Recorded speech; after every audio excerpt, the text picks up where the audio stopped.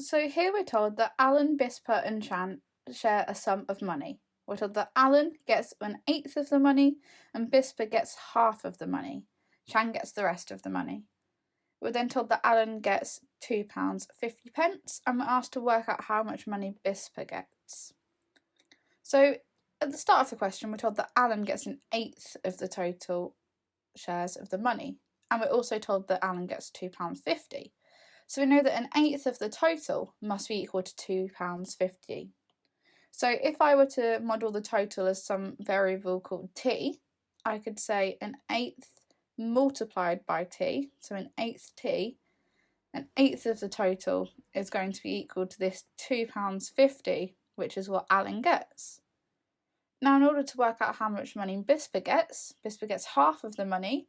So if I were to find the total, I could then divide it by 2 to find half and to find their share of the money.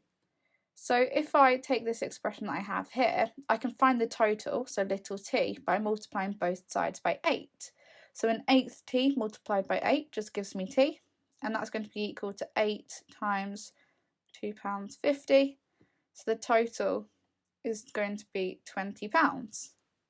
Now Bisper gets half of the money, so I need to find half of the total. So 20 divided by 2 is equal to 10. So the amount of money that Bisper gets is going to be £10 here. And as for how the marks are awarded, you get the first mark for starting out on the method, so for doing this 8 multiplied by 2.5 here, some sort of calculation with this, and then the second mark is for the correct final answer of £10. And now in this part of the question, we're asked to find the ratio between the amount of money that Alan gets to the amount of money that Chan gets. We're asked to give our answer in the form A to B, where A and B are whole numbers. So in the previous part of the question, we're told that Alan gets £2.50. We also worked out that Bisper got £10, and we also calculated that the total money was £20. We're told that Chan gets the rest of the money after Bisper and Alan have their shares, so we can work out how much Chan gets. So Chan is going to get the remainder, so we can take 20 and subtract both the amount that Alan and Bisper got. So we can take 20, subtract £10 and subtract that £2.50, and that gives us an answer of Chan having £7.50.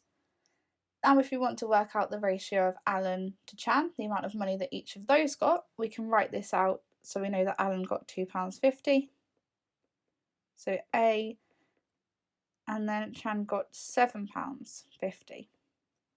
So this is the ratio of the two. However, we need this answer to be in whole number form.